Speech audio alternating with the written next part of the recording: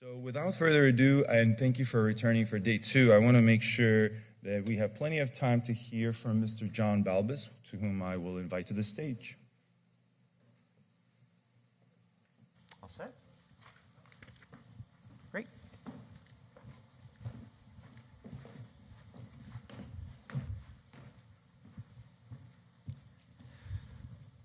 Good morning, everybody. Oh, I am Mike. That's very good. Welcome to the first plenary of the second day. It's good to see everybody. I'm going to talk a little bit slow because I think there's a line out there in security. So I'm going to take my full 10 minutes of intro. No, I'm not going to intro for that long.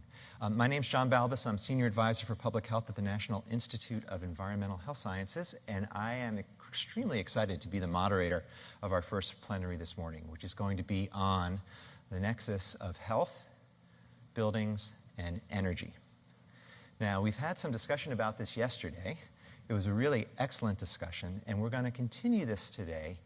And what I hope to achieve today with the incredible panel that we have assembled is to get everybody in this room excited about the point where we are in history, because I think we are at a point very close to transformative sustainability and health for communities. And the health and the energy and building nexus is really at the core of this.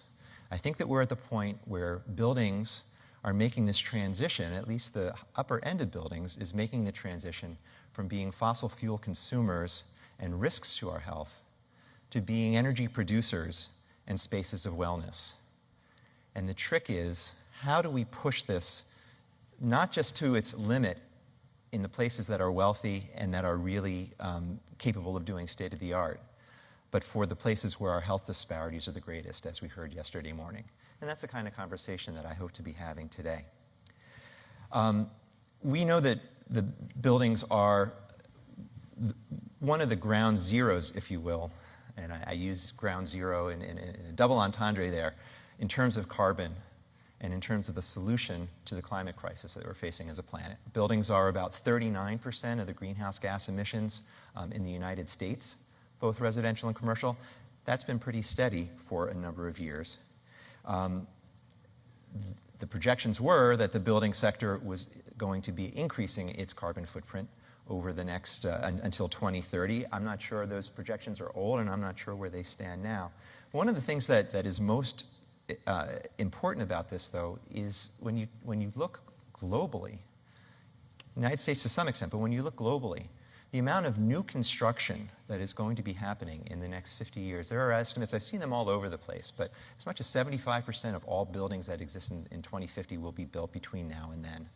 So the opportunity there is just enormous, and we have countries and architects around the world actually setting their sights. There's this IPCC and International Union of Architects project to try to get buildings to be net zero. Again, ground zero, net zero, by 2050. We know that in the past, when we've tried to make buildings more energy efficient, that has come at the expense of health. I mean, our existence as a community almost dates back to the energy crisis of the 70s, when buildings got very tight, and that's when we really framed the sick building problem. So we know that there are some trade-offs, and that's what we're going to be talking about a little bit today. But we know we're in a health crisis, too. We're in a crisis of obesity. A third of the population is obese. The trend is leveling with a ton of public health intervention, but it's not going down very much yet. We know that asthma continues to increase, and so we have more and more people in the population who are vulnerable to indoor air problems, diabetes, cardiovascular disease. We have these health problems. We have enormous health costs, and buildings are going to be one of the key grounds for trying to intervene and help with that. So with that, I just want to start by introducing the fabulous panel that we have here. I'm going to introduce them all very briefly at the start. They'll each have their time for their talk, and then we'll have a discussion, and then we'll open it up to everybody for questions. And I hope to have a really robust back and forth two-way discussion within this hour. So our first speaker is going to be Dr. Bon Ku. Dr. Ku is the Assistant Dean for Health and Design, and I think you're probably still the only Assistant Dean for Design in a medical school. As far as I know. So we'll keep it that. Well, let's not keep it that way. Hopefully, you're the start of a vanguard. An associate professor at the Sidney Kimmel Medical College at Thomas Jefferson University.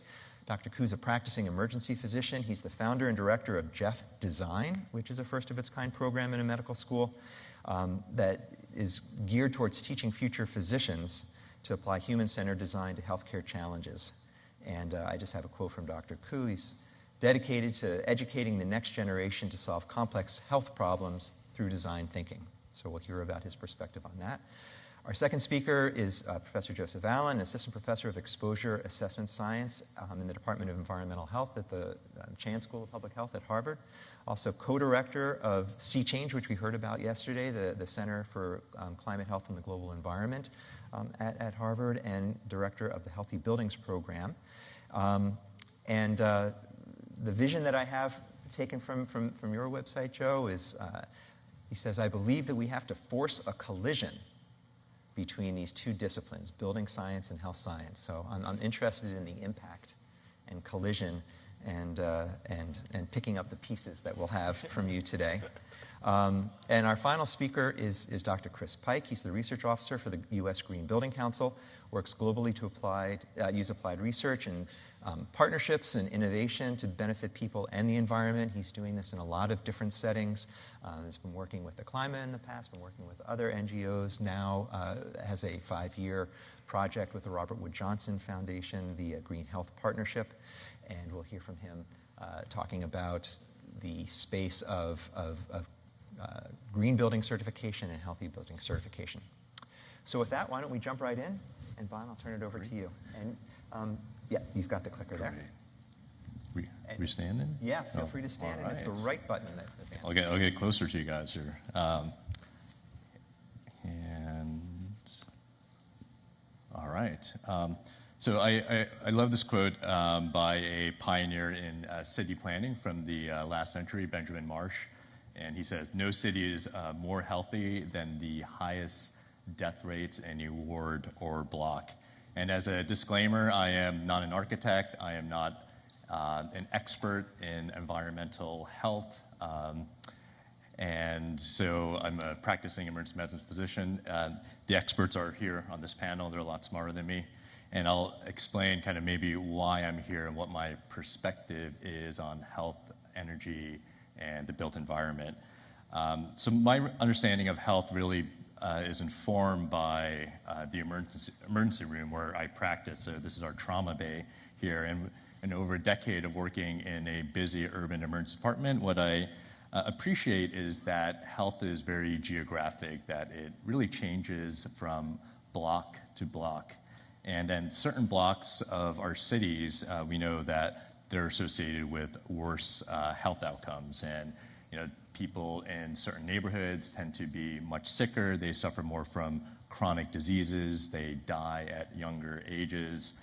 And the poorest areas of our cities, they're characterized by higher rates of asthma, decreased walkability, and really a lack of green spaces. So when I think about energy and the built environment, about sustainability, I try to take it from the viewpoint of the patients that I see in my emergency room, and especially those patients that come from low-income areas of the city where I work in, and I've been really challenged, kind of wrestling about how does a built environment impact the humans that come into the hospital, and what we appreciate is that the poor really feel a disproportionate amount of the side effects of bad policy decisions in energy and in the built environment. This is a map showing pockets of deep poverty in the United States. Red is the percentage of income that households in deep poverty spend on energy expenditures. So the red sections are your household that is in deep poverty spending over 50% of your income on energy expenditures. And so we know that the poor really lack in access to affordable energy. And to me, this really becomes a health issue because poorer households in the U.S. are spending 30 to 50% of their income on energy bills. So I practice in Philadelphia. Even though we have the best football team in the United States, our claim to fame. Woo! Philly, yeah. It's probably a New England fan right there. So we still have this claim to fame that we're the poorest, largest city in the U.S. We have the highest levels of deep poverty. And putting myself in the footsteps or in the shoes of some of my patients who live in deep poverty, they're probably spending about 30% of their income just on energy expenditures. And I think this really has a negative impact upon those households. And in Philadelphia, the lifespan gap is just extraordinary. It's about a 20-year difference in lifespan gap by zip code. So if you're in the zip code of Society Hill, which is right near my hospital, life expectancy is 88 years. You go about 3 miles north to Strawberry Mansion, that life expectancy drops to about 69 years. And I think when we think about the design of the built environment and sustainability, it really we have to have this intent of decreasing this life expectancy gap. And we tend to focus on the healthy zip codes. Probably a lot of the zip codes that you and I live in, we're probably live in the 19106 zip code. And instead, I think we really need to address those who are living in the poorer zip codes and ones that are associated with worse health outcomes. And in my mind, what could be more unjust than being born in a zip code where statistically you're going to die 20 years or younger? I love this quote by an architect colleague of mine. She says, humans are the ultimate environmental sensors. And I think the poor are the most sensitive sensors.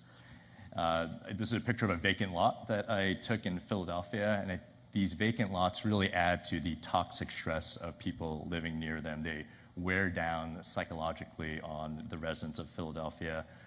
There was a nice NIH-funded study looking at greening some of these vacant lots and showing how that led to an actual physiological impact upon the people near those lots. It was a randomized control trial done by Dr. Charlie Brandis, who's head of epidemiology over at Columbia, and showing that the heart rates of those lots that were green actually decreased.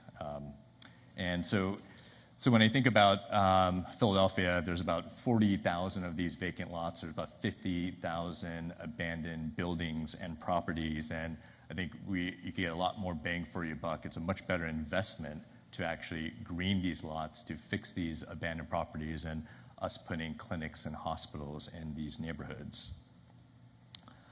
I want to take a case study. One of our greatest challenges in public health is the opioid crisis. In Philadelphia, there was about 1,200 deaths last year from drug overdoses. And I've been thinking a lot about how urban design, or can urban design be a strategy that we can use to take on some of these major public health challenges. These are used syringes that my colleague and I picked up a few weeks ago at McPherson Square Park, which is in the Kensington section of our city. Here's an aerial view. Here's an aerial view of that park. And these parks were originally designed as green spaces for these communities, but instead, this park, McPherson Square Park, has become the epicenter of our opioid crisis. Residents rarely use that park because so many people from outside the city, from different neighborhoods, even from different states, come to this park to inject opioids. The library, there's a library at this park, and the librarians even taught themselves how to administer naloxone because they have so many people coming into that library and overdosing. And if you look at that blue arrow that points to the shiny bright object, which is a Airstream trailer that we purchased, and we're using it as a mobile community engagement platform on a project called Collab Philadelphia. And it's really our intent to be able to open up dialogue and really amplify the voice of the community that lives around this park. And we know that the poor really lack a voice in both the development and creation of spaces. So we're hoping that this collaboration between physicians and architects and designers and community organizations is really it will help us to take that first step in designing healthier communities, because when we design for healthier communities, I think we first need to design for the most vulnerable populations. Thank you.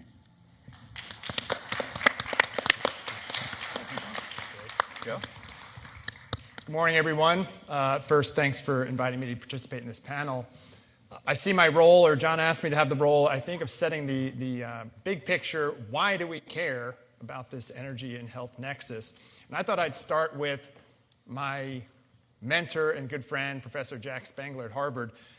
And this the reality that we're on a planet of 7 billion people, rapidly going to 9 billion. And as John said, for the first time in history, more of us live in cities than do not. To put that in perspective, take what's happening in India, where 300 million people will move into cities by 2050. That's the equivalent of adding a city the size of Washington, D.C. every 3 to 4 weeks from right now through 2050. It is staggering. It also speaks to what I think is what is the greatest public health opportunity we've ever had, and that's our buildings. And the question is, how do we get there? If you look at the UN Sustainable Development Goals, we put forth 17 goals designed to promote sustainable, equitable, environmentally conscious development.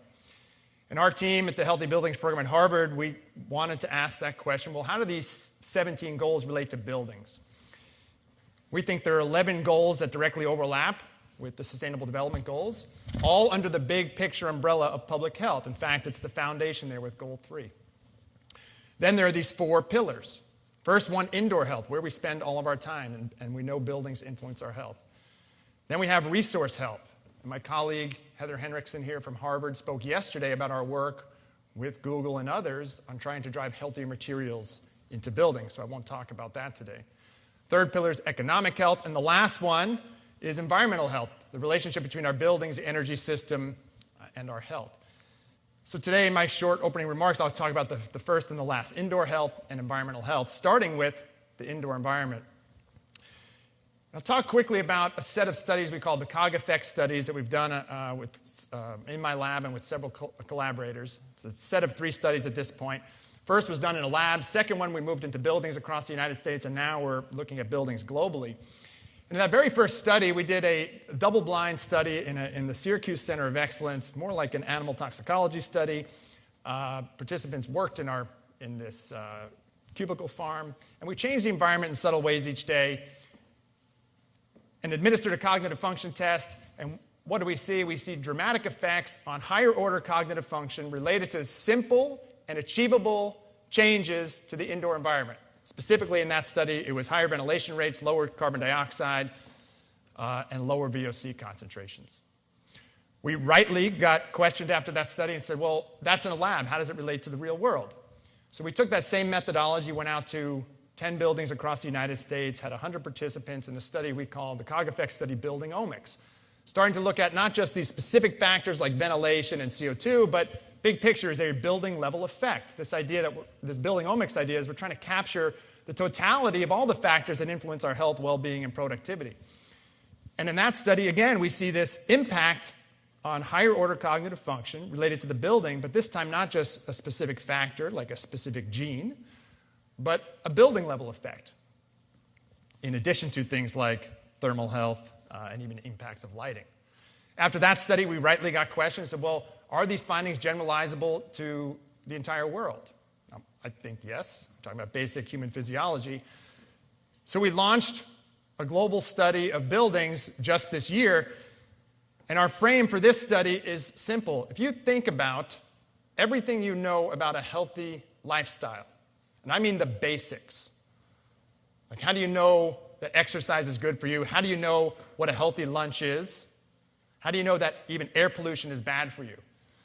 And I'll argue that we know all of that from these great human epidemiological cohort studies, like the Nurses' Health Study, the Framingham Heart Study, the Harvard 6 Cities Air Pollution Health Study. All of them miss the building. Said another way, none of them talk about the impact of the building on people's health. So it's a huge gap we have. And our idea for this study is we launched a cohort study of buildings around the world. We're already launched in China and the UK. We're adding very soon Thailand, US, Mexico, Singapore, and the UAE. And we developed some new technologies, or applied some new technology. We created an app that's where we administer the cognitive function test. It connects to environmental sensors, so we can do this ecological momentary assessment and push questions at particular times. It gets really exciting because you can look at how people change within their own building over time, how people in the same building compare against each other, how buildings in the same country compare against each other, and then how buildings in different countries compare. So we're going to be data rich very soon.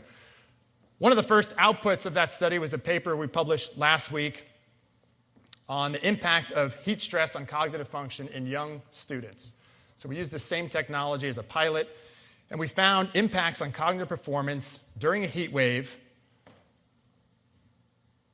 in buildings that had air conditioning versus not. This gets very relevant to our conversation today about the energy health nexus. What I think is interesting about this study is that normally we think about heat stress and the impacts on susceptible populations like the elderly or the very young, and here we see impacts on young, healthy, resilient students. To get practical really quick, I'm an academic now, but I haven't always been. I don't think of myself that way. I used to do consulting and do forensic investigations of sick buildings, and the question always is, how do you take all this research and put it into practice? So last year, or 2 years ago, we released what's called the 9 Foundations of a Healthy Building.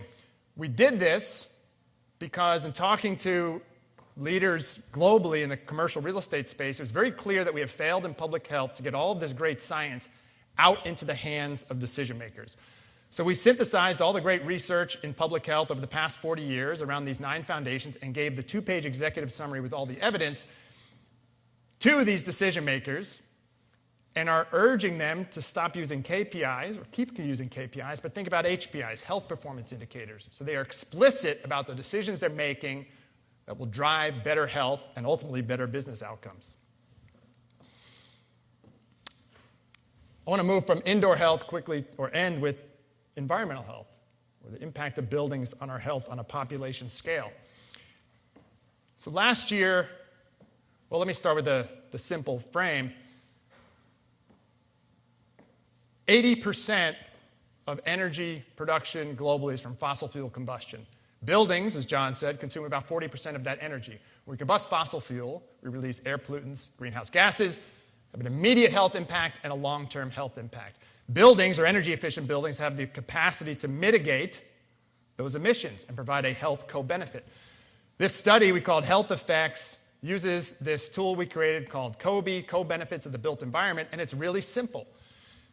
We look at conventional building energy use intensity against energy-efficient buildings, and we have 3 outputs in our tool. The first is, what's the energy savings? Really simple. That's been the whole driver of the green building movement.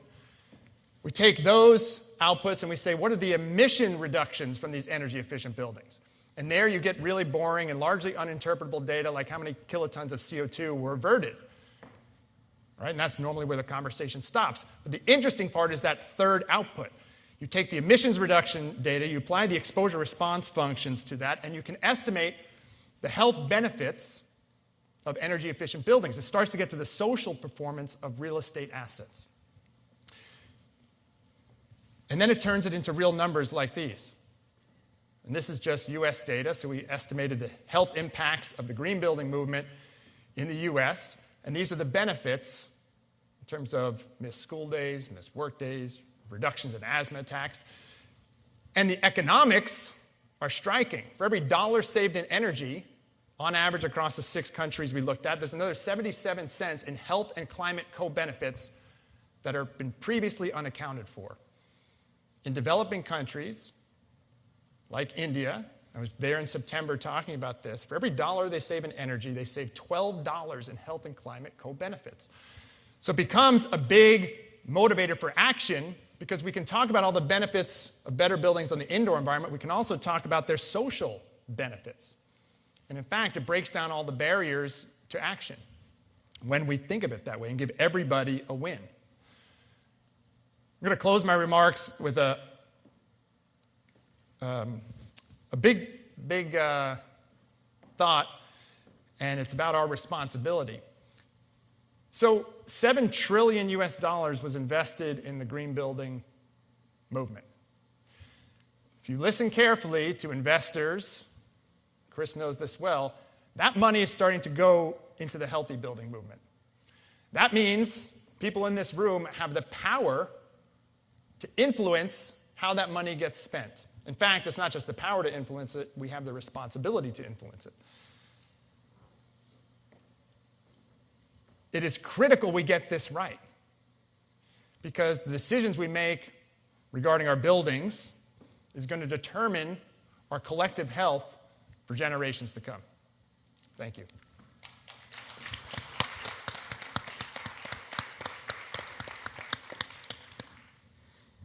All right. Well, hi. I'm really pleased to be back at the Charles Bloomberg Memorial Conference. So I want to pick up right where Joe left off, and in the next 4.5 minutes will not do justice. We'll hopefully only set up what John, the point that John wanted us to get to, which is that we are at an inflection point, and as Joe was just saying, we have a remarkable opportunity to craft the nexus, what health in the built environment means, and both in the building, around the building, and for the energy system. And so to get us to that point, I want to take us backwards. So I want to reflect for a second on the history of the green building movement as reflected in health and energy in LEED. And you guys know, certainly the last couple of years, I don't often give LEED talks, so this is going to be a little bit leady on my side. But hopefully, for some of you guys, I'm going to go back 20 years. And in this context, in the next 4 minutes, I want to remind us that green building is not a rating system, it's not an accreditation, it's a movement. And that movement is fundamentally dedicated to creating better places for people in the environment. That's at least why I signed up for this movement, and I think over the last 20 years, why millions of people have signed up for this movement. And so I want to take you back to April 1997 with LEED version 1. And reminding ourselves what we were trying to accomplish with LEED version 1. What were we trying to do? And the reason we needed this thing was to provide a cogent definition for what constituted a better building for people in the environment. Everyone had different ideas, and so one of the ways to bring those ideas down to something actionable was to write it down in a list and say, does your building reflect these qualities? I wanted to remind us what was on our mind in April of 1997. So what were the prerequisites and actually this predates, this was, LEED at the time was an alphabetical list of good things. And it had two categories. One was prerequisites, and you saw asbestos, lead in the water, indoor air quality, and thermal comfort. And these were prerequisites. Actually, we had more prerequisites in the first one than we did in subsequent versions. And over on the right, you see the credits. We had ozone depletion. We had indoor air quality again. We had a variety of things. It was a mishmash of things. But the point that I want to make for you from the very beginning, the idea of creating better buildings and codifying them through a tool like LEED had prerequisites related to the human experience and aspirations related to energy and the environment. And if you put your health lens on, as Joe was just saying, this is environmental health, kind of core environmental health. Lead, asbestos, sick building syndrome, these were the things on our mind. Okay, fast forward 5 years. We got to LEED version 2, we kind of scrambled those things around, and we went from just a simple alphabetized list to a list of categories that are still pretty familiar. We talked about the site, we talked about water, we didn't talk about health, we wrapped it into this thing called indoor environmental quality, we separated out the notion of energy and put it somewhere else, and this is probably beginning to be the LEED that we all recognize. And then in LEED 2009, we have a set of changes that probably you may not recognize, but were absolutely fundamental to under the hood behind the relationship between health and lead. And so here, these things, if you, I don't want to even ask how many people know what a Tracy impact category are, but back in 2006, 2008, we started to try to ask ourselves, beyond this list of good things, how do we prioritize these things? What is the relation? What are we trying to achieve through green building in a quantitative sense? And so at this point, we brought in the notion of life cycle assessment, and we said, all right, that building right there, actually, that building, an ASHRAE prototype, is our target for market transformation. We are going to prioritize our green building interventions based on the social and environmental impact of that building. So we used a framework, an LCA framework, to say, let's quantify the impacts and let's prioritize the value of strategies, prerequisites, and credits based on the degree to which they reduce these impacts. And so in a very quantitative sense, this random list of Tracy category outputs is what underlays the LEED 2009 credit weighting. So what matters? Carbon footprint, indoor air quality, fossil fuel depletion. You can notice that some of these are kind of overlapping and redundant. Water use, human health from cancerous substances, human health from non-cancerous substances. Okay, in a very literal way, we conducted an analysis. We prioritized credits based on this stuff. All right, what was our guiding relationship between energy and health? And this was explicit for the people involved. There was a belief that the number one health issue was global health, as expressed by the relationship between greenhouse gas emissions and its effect on global population health. People dying of sea level rise in Bangladesh or the Maldives or something like that. And it was a secondary consideration for the occupants were there, but it was secondary philosophically. That was not a given. That was an emergent thing from where the movement was at that moment. I think things have changed. So you fast forward to LEED version 4, and we did away with Tracy impact categories because we kind of reached the end of that road, and we brought in our own set of what we called system goals. And these system goals were defined as the minimum set of things that we believed were essentially equally important. None of us wanted to give ground that all of these were legitimate goals for green building. So we wanted to address climate change. We wanted to enhance individual health. Note, individual health came into the equation much more strongly. And we wanted to do other things like protect water, quality of life, green economy. Boy, these start to look like social determinants of health in a way that we hadn't had before. And we weighted them not through an LCA approach, but on a values-based approach. We asked our technical committee folks, what do you value? And this is pretty much what they told us. And so you get a different lens on the problem. And not enough time to go into this in any more detail, but I want to give you a sense of the dynamism and the degree to which a tool like LEED or other rating systems is a reflection of the values of the people at the time. So going forward, as Joe told us, today we're using a different currency. And what I see, having been around this for a little while, is that currency changes. Today's currency is absolutely the Sustainable Development Goals. We're talking about these categories and how they relate to these things. But keep in mind that a few years ago, it might have been the Millennium Challenge Goals. And these goals are a dynamic way to reflect the values of our movement. And going back to John's fundamental point, the values of our movement are converging on this notion that green buildings we are looking to address our major planetary challenges: energy, emissions, local regional pollution, and we're looking to have a more comprehensive and holistic version of health. And whether that's expressed through the set of goals that have evolved over the last 20 years, maybe these goals right here, one way or the other, what we're trying to do is relate our strategies to these different goals. And so I want to leave it with this vision, and just a simplistic vision. I think to some degree, after 20 plus years of green building practice, we've maybe sliced the salami a little fine. And if we bring this back to the fundamentals of what we're trying to achieve, which I hope is part of our conversation now, when we talk about green building, healthy buildings, what we really mean are better buildings. What we want to do is, as Joe was saying about guiding capital, we want to guide capital and guide attention toward better buildings, and we want to address the market failures from the externalities, whether they're energy or health related. And if you really boil that down, we want to create buildings and spaces that are better for people and that are better for the environment, and we want to do it simultaneously. And we have a special word to describe such a building: better.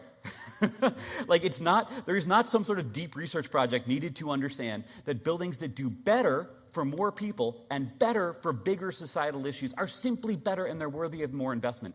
And the last thing I want to say before just going to ceding the floor and getting into this conversation is there is a real value in this up and to the right structure here.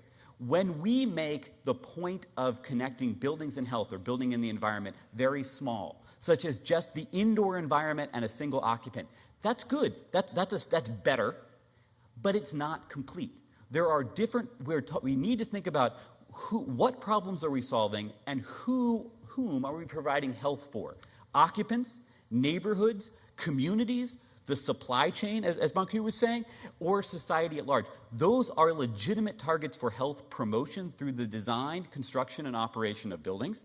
Sometimes we get small and we think about just the occupant. Sometimes we get big, like Joe was talking about.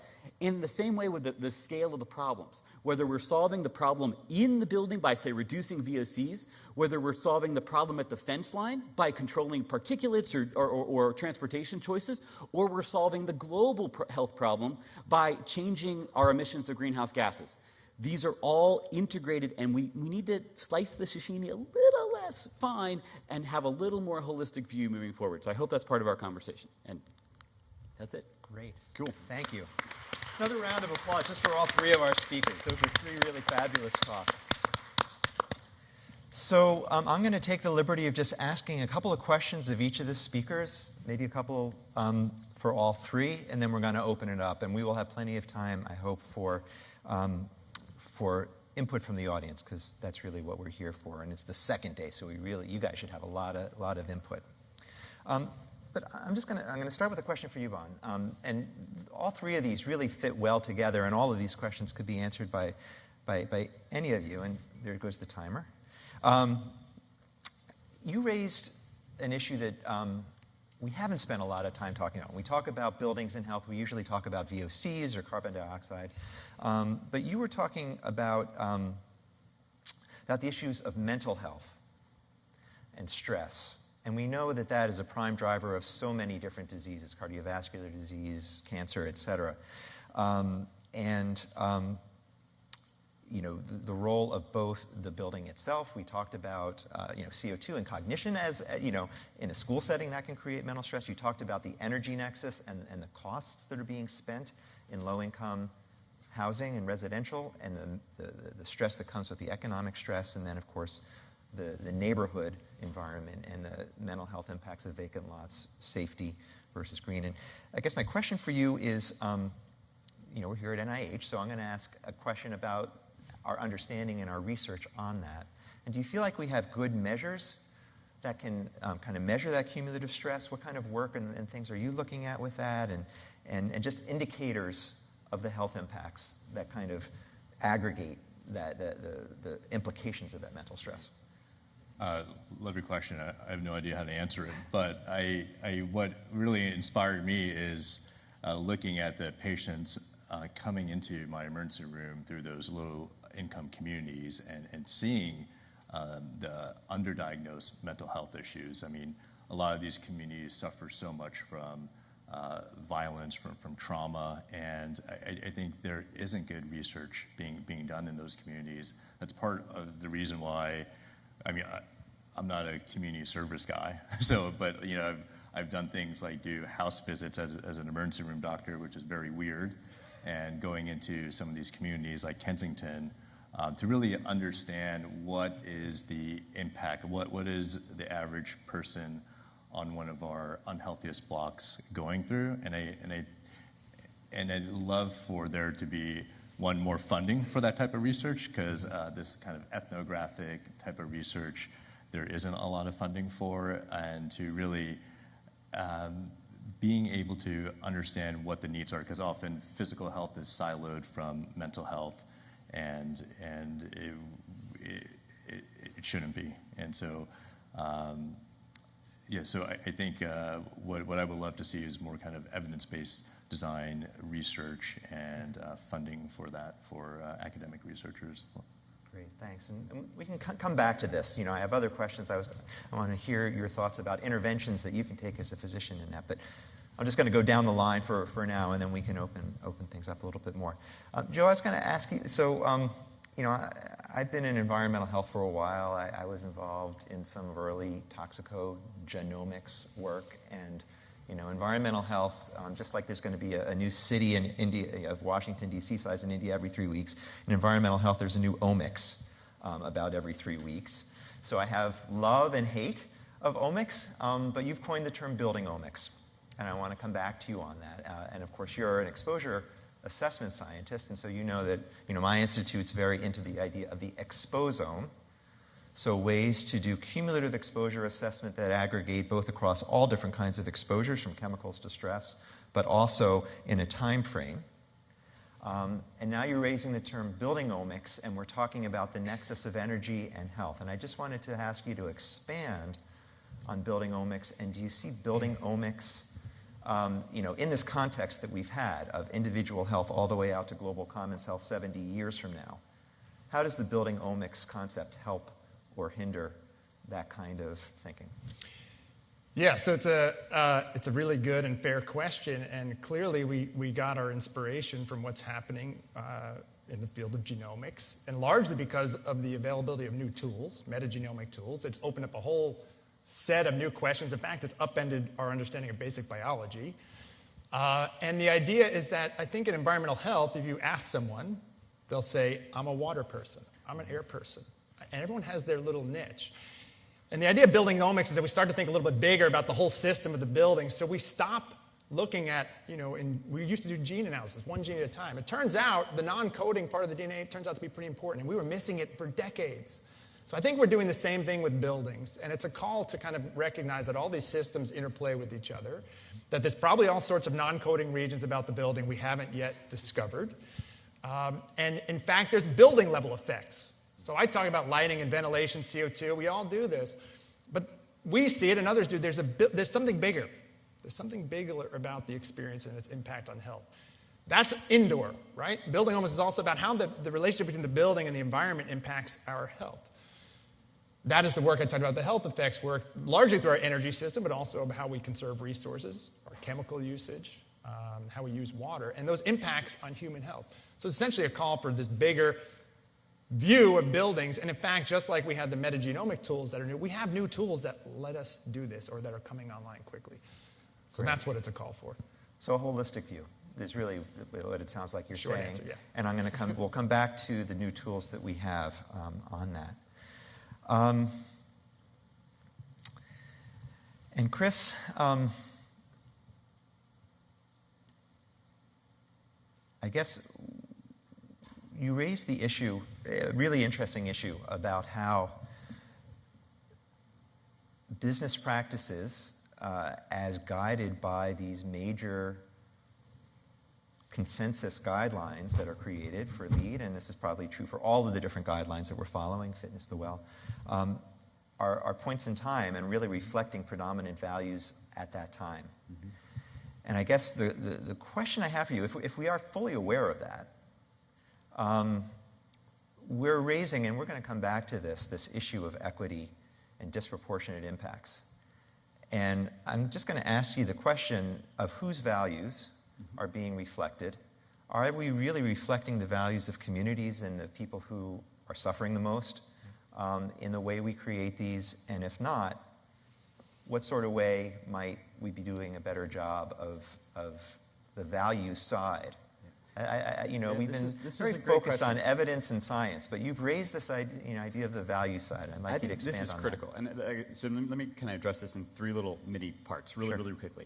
Is saying I think we need to understand and appreciate that these tools we've created are a reflection of our values. They're a reflection of the community of people who stand up and are present and participate in their development. That is the history of them. And that's why we have volunteers, that's why we have input. And now, are those folks, originally, those folks were representative of architects, engineers, and construction professionals who needed a common definition? Are they representative of communities, of vulnerable communities and low-income communities and communities of color? No, because they're not actually particularly, that's not who was stepping forward. And so I think that the basic connection, the idea that these tools reflect values of a community, I think we actually know whose values they represent. Now, but there's a different side to that. There's the value of the creation of the tool, and then there's the value of the application of the tool. And we can demand, and this is where local government, state government, the tool user can step up and say, I have a hammer and a screwdriver and a bolt cutters. It is up to me to use them in a deliberate way that reflects my values. You don't have to take the default values. In other words, when you look at a rating system like LEED or WELL or whatnot, the weighting we put on those different strategies is a reflection of the values of the creator. However, the user has agency in the flexible structure that we have to use them more deliberately. And I would love to see, for instance, I was talking to someone in the audience before coming in here about saying, when you use LEED to focus on resilience, why aren't you asking them to use future climates instead of past climates? That is an agency issue that you don't need to wait for the creators of the tool to express a value that we should be planning for future conditions. You don't have to that is a choice on the user end. So I realize this could wander off in a bunch of different directions, but I do see two different ways values are expressed. And I guess the thing I'll tie it together is saying the role of rating systems, period, is to internalize, to create value and transparency for things that the market doesn't value on its own. The market always handles cost. Don't worry, the market will never forget about cost and benefit. However, it will forget about carbon. It will forget about public health. It will forget about occupant health if it is not given a greater transparency. So we are overcoming those barriers. Now, the degree to which those things are relatively important within the rating system is a function, one, of the creators and two, of the users who are both expressing values. And there's no right or wrong answers. There's just their values at a moment in time which change. But we almost need adult beverages, and it's too early for that. But that's anyway. That's the line of thought. That's a great answer, and it of course tees up more discussion, I think. So I think what I'm going to do. All right, I'm going to ask another question, and then I have two more questions, and on the second question, I'm going to ask people to come up to the microphone so we can start hearing a little bit more. This is a question for all three of you, or anyone or all three. We've talked about this being an inflection point. We've talked about the fact that we are, that there are enormous technological advances in renewable energy. As one area that I'm aware of, you guys are going to be aware of many more, that are actually transforming the potential of buildings to be healthy and green spaces. So I just want to ask each of you, as you look at the next 10 to 20 years, maybe, in that time frame, what technologies are you seeing that are the most exciting or the most important for getting to that better XY axis, 45-degree vector? I'm happy to go first. Sure. I think I'm going to take this in a place you may not expect. I'm going to talk about an old technology and something we can do today to actually improve health. So last week we released that study looking at the impacts of air conditioning and heat waves on cognitive performance. And the question I got, we interviewed with NPR, was, well, should everybody have air conditioning? Isn't that a feedback loop?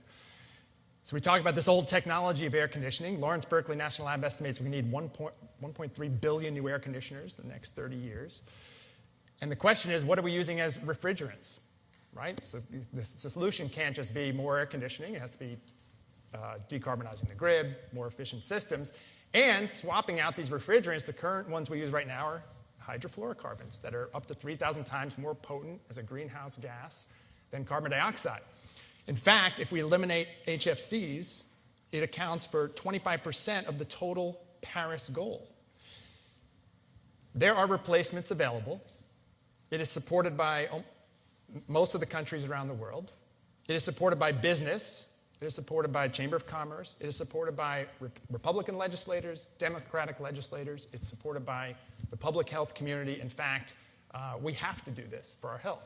It is sitting on President Trump's desk right now, waiting to be sent to the Senate for ratification. So there's an old technology with a new technological advancement that can be deployed tomorrow. Great. Let me jump in? I actually referred, that's a really awesome answer. But let me go and to take your question 10 years out, right? If you look at the trajectories that we're under, and one of the things, some of you heard my colleague Matt Trowbridge talk about kind of our vision for why understanding health needs and directing them is important. Let me put it in the context of energy. I think if you, I'm spending a lot of time with a number of people in this room, you look at what's happening in California, and you look at the rapid decarbonization of the California energy grid to levels that were previously thought to be unattainable. And this is changing the fundamental paradigms of the green building movement. It is not clear, for instance, today, that simply saving more energy at a random time of day in California is good. It's not good for the environment, and it's not even good for public health. It matters where and when you're saving energy, and over the next 10 years, this decoupling of just saving energy as a matter of course is not going to be the universal turn off the light good thing that it was. And Joe's done a lot of research too of showing how spending energy to promote health is actually a good thing, and that becomes even more of a good thing as the grid becomes cleaner and the environmental and social costs of that energy go down. All right, in an era where we're getting greater and greater control over those environmental impacts of energy consumption through a variety of endogenous and exogenous factors, what is it for us as a movement to create better places? It's meeting real and tangible health needs. And I think those needs, we are going to rapidly get our hands on the ones that are internal occupants. The nutrition, the light, the air, the noise, the vibrations, what's in the vending machine. We're going to get a handle on those. And we're going to be left with the profound social and environmental determinants of health that have to do less with building systems and more with program and plan and interactions. Those will be the grand challenges that are still here 10, 15, 20 years from now. And I think that we can begin this transition to make those, to gear up for those to be the focal point as we deal with the issues that are right here, right now. Great. Yeah, so the only reason why I'm interested in environmental health is how it impacts human health and us organisms. And right now, I think we lack the data to measure the design intent of policies and the design of the built environment upon humans, and the technology of being able to give empowerment to citizens to own their own health data and to release that. And the biggest example is Apple Watch, that now we can do these very large-scale studies by giving the patient or the average citizen in a particular neighborhood or city. And I just can imagine if there's a lot of people willing to give out their data, and we get some nice, robust studies done that we have not been able to do. Great. Thanks. All right, I'm going to ask one more question, and while I'm asking, I'm just going to invite anybody who has a question to come up and stand at the microphones. So we've kind of touched on this before, but I just want to elaborate on this a little bit. Joe, I picked up your reference to collisions. So I want to talk about a collision that I'm hearing. And, it's kind of relating to some of the themes that you've touched on, Chris. It's the collision of, wow, okay, I'm going to talk really fast. The collision of time frames. And the time, there is this inherent tension between optimizing really human health in a very short time frame and optimize, or there is a potential tension. And I guess my question is, how do we manage the potential trade-offs between things that would be most optimal for human health in the shortest time frame versus things that are most optimal for a global commons in a much longer time frame? And especially thinking in terms of that, the health side is an externality to the return on investment of some of the energy savings. Yeah. So how do we manage all of those trade-offs, between the drive of business to obtain a return on investment of 3 to 7 years, but some of the things we're talking about are 30 to 70 years? How do we manage the collision of timeframes? Sir, I'll jump in. I think the framing is the key mistake, and it's not your mistake. I like that you set it up that way. It's the fact that we call it a trade-off, and I'll blame ASHRAE for this, that we've had 40 years of a trade-off where it's energy versus health, when in fact we can and must have both. So we can do things in buildings and design them appropriately so we don't sacrifice human health for some long-term benefit to human health 30 or 40 years out. So it's been constantly framed as this trade-off, and it's very frustrating as a health scientist to hear this, that, okay, what's the trade-off? Well, we're going to sacrifice the health of millions of people, billions of people indoors where we spend all of our time, when there are things we can do right now, and not all of them are, are really energy heavy as we design our buildings. But there are things we can do right now. So we can and we have to have both. So I think the trade-off is the false setup. That's a hugely important point. I think that's spot on. I think we should reject this trade-off. Let's reject trade-off as a starting point for the conversation and go from there. And I'll give you a quick example of the kinds of relationships that we see on the ground, though. I mean, we see, I think, that air quality relationships, for instance, in and around buildings are obvious examples. So in Los Angeles, we have new classroom data showing excess exposure of particulates to kids. What's the response to that? It's the short-term response is adding high-efficiency filtration using energy consumption for a problem that involves transportation planning and energy supply. And if you look at how folks in London are responding to that problem, for instance, so we see it in Los Angeles, we see it in London, you're saying, well, my short-run solution is encapsulate the kids and filter the air. My mesoscale solution is create a low-emitting zone to push the pollution back from the kids to create a bubble. And then my longer-term vision is decarbonize and electrify the economy so that I didn't need to create some sort of domed bubble around my kids at increasing scales. So, but that shouldn't be a trade-off surface. That should be a set of tactics that we are working through in a sequence. So just we see those. Yes, we see what looks like trade-offs, but we shouldn't cast it that way. So at different scales. I mean, Joe, you're talking about even within a building, you can optimize both at the same time and not thinking a trade-off. And then Chris, you're talking about relationship between the building and urban planning and design and transportation. Yeah. Exemplifying the same thing. Don't accept the box. All right. Why don't we start on this side? Testing. Oh, it's on. I was going to ask people if they want to write this down. There may be a resource in my name, which is Lisa Nagy, N-A-G-Y. And I've been on Health and Buildings Roundtable for about 8 years. And I'm the government liaison for the American Academy of Environmental Medicine. And I'm not speaking today, but I would like to make a couple of comments.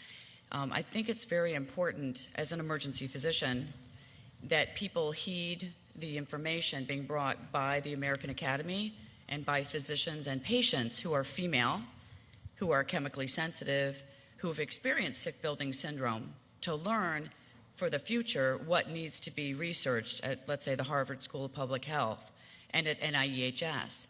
So if you put my name in, you'll get a website, lisanagi.com, and it has this lecture I gave at NIEHS on health effects of mold, EMF, which is electromagnetic radiation, and I've made a connection, which is very important, I'm going to mention. It's the opiate addiction crisis. If this is not a question, please limit the amount of time because we have a lot of other people. Would like to hear the next 2 sentences, so I'm going to just go for it. So I think that the moldy schools on Martha's Vineyard are creating dysautonomia, and that dysautonomia is creating a craving for stimulants to treat the dysautonomia, which is the heart rate variability issue that is being mentioned. This craving for stimulants is driving the adrenals to eventually crash, and heroin is the next drug of choice. I spoke to Elizabeth Warren this week about her opiate addiction bill and incorporating environmental and integrative medicine into the bill as a treatment option for people who are ill. At HIBR, at the Harvard School of Public Health, it is very important to incorporate not only women, but people who are physicians who know about these subjects. And the exclusion of these people is hampering progress because we've already discovered the wheel. We don't need to rediscover it. And there are people in the audience who are experts in this area.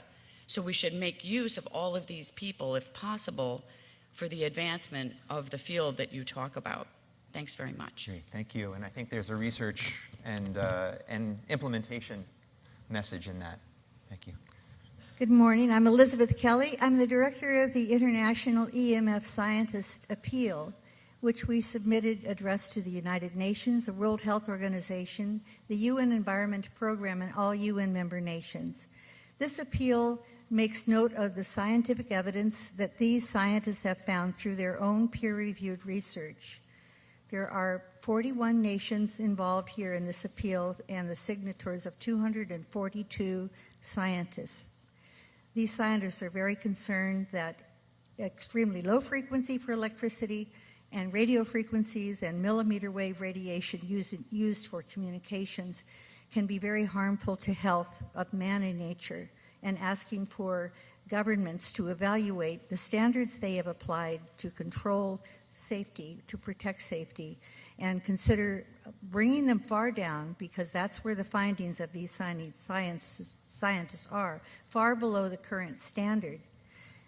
I really applaud your work on limiting chemical exposures indoors, but the technologies that you're discussing to apply to do that involve use of wireless communications in sensors. I really suggest that you consider doing controlled studies on indoor environments to evaluate current exposure conditions, such as in school classrooms where children are being exposed to Wi-Fi.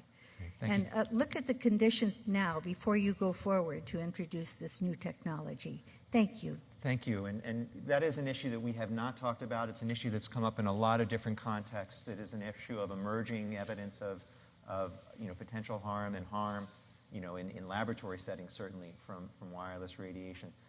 Is this Buildingomics? I mean, this is in there, as well as the other issues that Lisa was raising. And so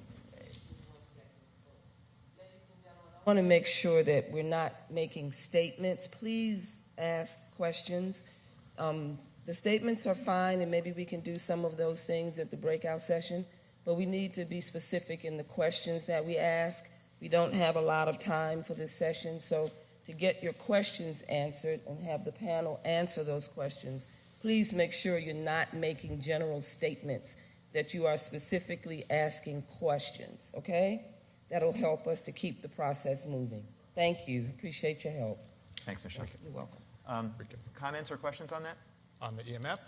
Sure. I used to do forensic investigations. I've done investigations of EMF in buildings around brain cancer clusters, and maybe we can talk afterwards. I have some really specific thoughts on that. Great. Thank you. Yeah, I'm Martin Paul, and I have a question related to the same issue, and it has to do with unintended consequences regarding EMFs. And I'm wondering if you people are aware of these. There are a number of things that are important in this building movement that I think have been mentioned that actually produced more EMF exposures because of what's called dirty electricity. This is another statement about EMF and exposure to EMF? Yeah, and my question is, do you know about these, and if so, what your comments are? So one of them is I'm sorry, one of the examples has to do with photovoltaics, where the DC current is converted to an AC current, usually using a digital inverter. The digital inverters generate huge amounts of dirty electricity, and what that does is it goes out in the wiring and it radiates our bodies. A second example have to do with the energy efficient lighting, with both LED and CFL lighting. We have a lot of other people behind you, so question about either the inverters or the lighting. Any experience with that? I'll just say yes, but I think we could have a conversation about that. Sounds like that's okay. Sounds like there needs to be a conversation. This is a very important theme. We do only have 5 more minutes. I have 5 more people here. Brief question. Hi, Whitney Austin Gray with Delos. Thank you all for continuing to provoke us. So I will take this opportunity to try to provoke you back, because I'm interested specifically, we talk about translation of data to action, the power of energy data and the power of health data. So you all, of course, are very well aware of the history around trying to push for climate change and understanding. And long story short, we've taken it to the weatherman and weatherwoman to convince people some of this is real. Because even though we had the data, it was the person that was conveying the data. Bon, working in the emergency department, right, directly with people. As we look to the power of health data, it's a fascinating time. We have precision health, right? We're looking at epigenetics. How are we taking this information, even to the point of someone's iPhone, where they have accessible information, they actually believe that place matters for their health? What's going to be the difference between having the data and actually being able to translate that into action? So the question is, with all the, and you brought this up on, with the availability of huge new data sets, how do we actually harness that and convert that into knowledge first and then into action? I mean, I've always been pushing for actionable data. I mean, when how many of us have smartwatches, and patients always go, whoa, well, what's all of this data? I'm like, I don't know what the hell to do with it, And then one of my residents actually did a study where someone came in and had an arrhythmia and found that he was in atrial fibrillation, and looked at his smartwatch, and depending upon the timing on that, the fast heart rate, they cardioverted the patient in the emergency department. And that was really the only practical application of a smartphone application data. So I think we're collecting a lot of data. A lot of it's not actionable on the kind of like direct physician-patient level. So I think there needs to be more kind of thought on like what data really matters and what data is actually actionable. I see our light is blinking red. Yeah, you have about 4 minutes. Okay. So maybe a potential research question there, and this is something that I know our institute's very interested in, managing these huge data sets to capture the exposome, to capture the buildingome. Sounds like it's an open question. It's a hard proposition to. John, maybe that's one really brief one thought. I think what we're trying to do is tighten the feedback loop between intention and outcome. And so a very specific example is we have intentions to create good classroom learning environments, but we know that we fail to deliver a very high fraction of the time. If we were a manufacturing industry, we would be like half a sigma.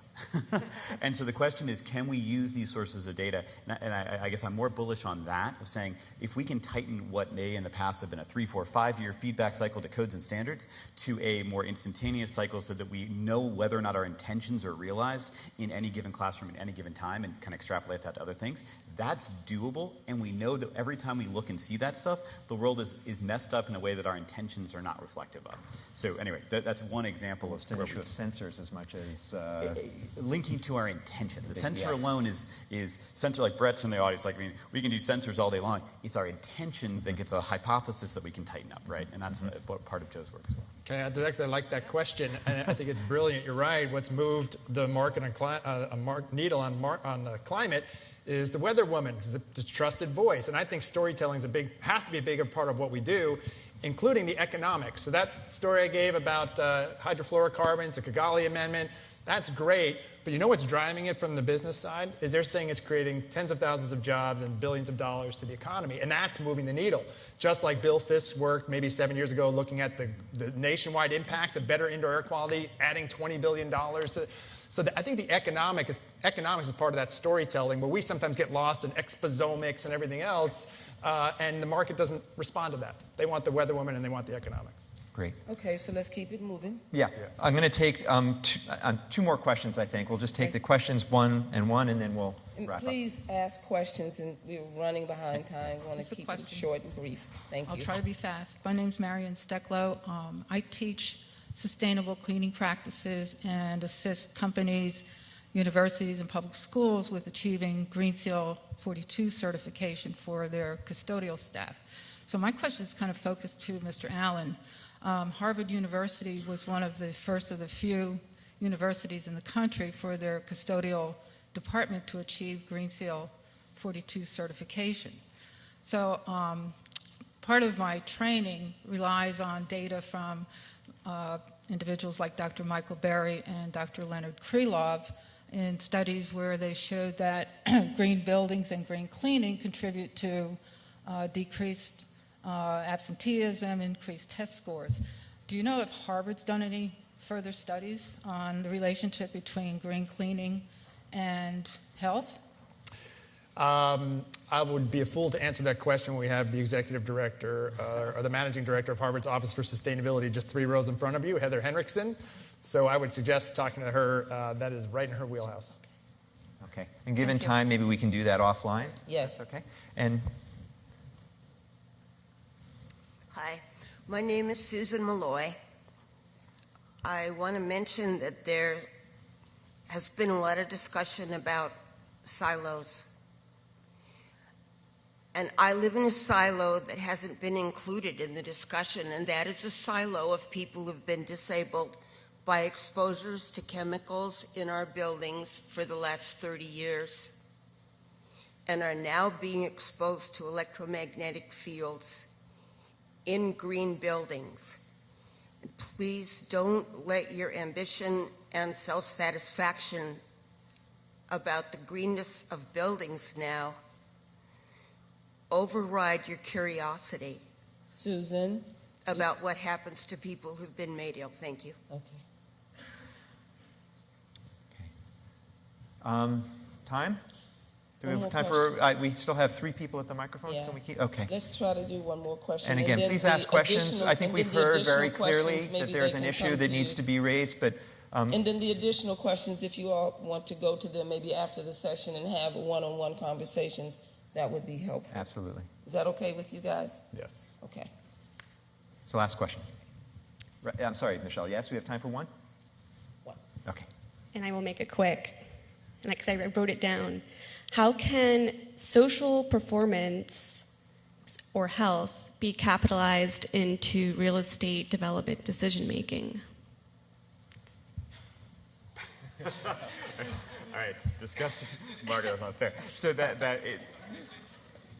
good question. Let's me offer my the essay length version in 2 sentences. So one observation is we have not done that by and large, and by comparison, when we think about we have lots of ways to invest for positive thematic outcomes through property. And I think a really quintessential example is something like the Climate Bonds Initiative that has told investors how to invest in low carbon development and given them specific protocols and guidelines. I think today we are on the cusp of being able to do that for health, but it's important to recognize that today there is a gap. If institutional investors and market rate investors want to invest for health through the built environment, we as a collective group have not yet given them a clear runway that is comparable to other issues. I think that it's incumbent on us all to look at other places where investors can invest for outcomes, and this could be derivative of things like David Erickson's work at the San Francisco Fed, but there's no simple answer. But there are analogous answers, and I think if you ask yourself where are we going, I think that 3 to 5 years from now it would be a shame if we hadn't solved that. Great. Thank you. Thank you for the input that we received, which was very much appreciated. Fleshed it out. And again, I think the speakers are available for follow-up consultation on these.